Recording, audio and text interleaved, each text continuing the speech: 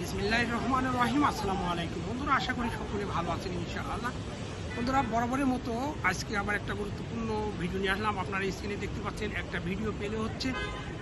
এই ভিডিওটার সাথে গতকালকে আপনারা সবাই পরিচিত হয়েছেন, অনেকে জানেন যে এটা সিঙ্গাপুরের একটি দুর্ঘটনা। বন্ধুরা, আজকের ভিডিওটি খুবই গুরুত্বপূর্ণ, আশা করি সম্পূর্ণ ভিডিওটি দেখবেন।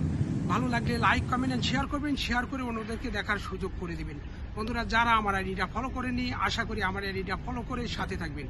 বন্ধুরা, স্ক্রিনটা গুরুত্ব সহকারে লক্ষ্য করুন। আপনারা যে ভিডিওটি দেখতে পাচ্ছেন, ভিডিওটি একটু গুরুত্ব সহকারে দেখুন। দেখেন এখানে যে একটা গর্তর ভিতরে একটা কার পড়ে রয়েছে, ডাইরেক্টলি কার, রোডে জ্যাম। এটা এমন একটি দুর্ঘটনায় সিঙ্গাপুরে প্রথম। এখানে পাশে দেখেন সে ইউবির কাজ চলছে। বন্ধুরা, আমরা সিএনএ কি লিখেছে দেখে আসি, তারপরে কিছু গুরুত্বপূর্ণ কথা বলি।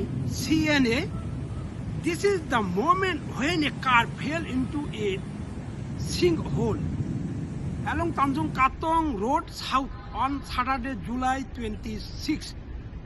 The female driver was rescued by workers and was conscious when taken to hospital. যে একটা কার ডুবান্ত গর্ত, দেখেন তো অনেক পানি এর ভিতরে, আপনারা ভিডিও দেখতে পাচ্ছেন যে ডুবান্ত পানি, তার ভিতরে একটা কার প্রায় ফুলে ঢুকে গেছে, পিছনের সাইড দেখা যাচ্ছে।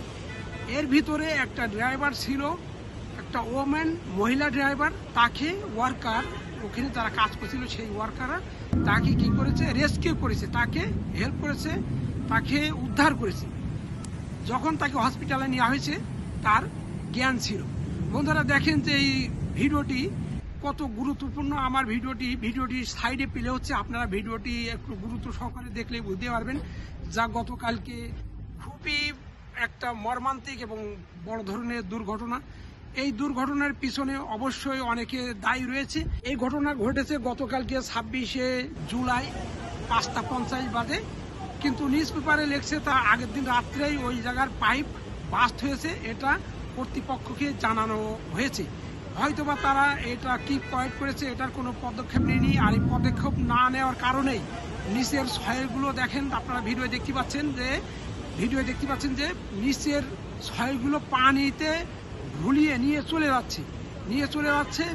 গেছে। এবং যখন রোডের নিচেতে মাটি চলে গেছে তখন কি হয়েছে, নিচে খোল হয়ে গেছে এবং ওর উপর দিয়ে যখন গাড়ি গেছে তখনই ওইটা ভেঙে পড়েছে এবং তার ভিতরে যে মহিলা ড্রাইভার ছিল সে অরিজিনালি গাড়ির ভিতরে ছিল, মানুষই তাকে হেল্প করে উদ্ধার করেছে। দেখেন জিনিসটা কত মর্মান্তিক। যদি আশেপাশে কেউ না থাকতো তাহলে হয়তো বা কী হতো আপনারা বুঝতেই পারছেন।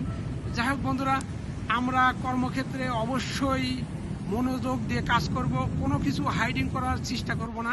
যদি আমরা কোনো কিছু গোপন করি তাহলে এই ধরনের সমস্যা হতে পারে। এর আগে আমার অন্য একটি ভিডিওয়ে আপনারা দেখেছেন যে এই গোপনীয়তার কারণে, গোপন করার কারণে একজন ম্যানেজারকে পুলিশ ধরেছে এবং তার সাজা হয়েছে। এই জন্য আপনারা যেখানে কাজ করবেন, যদি কোনো ধরনের সমস্যা আপনি অনুভব করেন তাহলে গোপন করা যাবে না। আপনারা অবশ্যই কর্তৃপক্ষকে হাইলাইট করবেন এবং তার দ্রুত পদক্ষেপ নেবেন। বন্ধুরা, এখানে নিউজ পেপারে অনেক লম্বা স্টোরি বলতে গেলে অনেক টাইমের ব্যাপার। আমি সংক্ষেপে কিছু কথা বললাম এই কারণেই যে আপনারা ভিডিওটা দেখতে পাচ্ছেন, সবারই সাধারণ জ্ঞান আছে। আপনারা এই সজ্ঞানে বুঝতে পারছেন যে ওই এলাকায় কি সমস্যা বা ওই রোডের কি সমস্যা।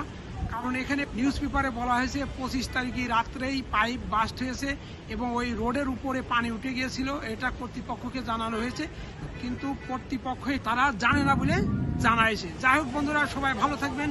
কর্মক্ষেত্রে অবশ্যই 100% সেফটি মেনে কাজ করবেন। Safety more important our life. সবাই ভালো থাকবেন, সুস্থ থাকবেন। সবাই সুস্বাস্থ্য এবং দীর্ঘায়ু কামনা করে শেষ করছি। আসসালামু আলাইকুম।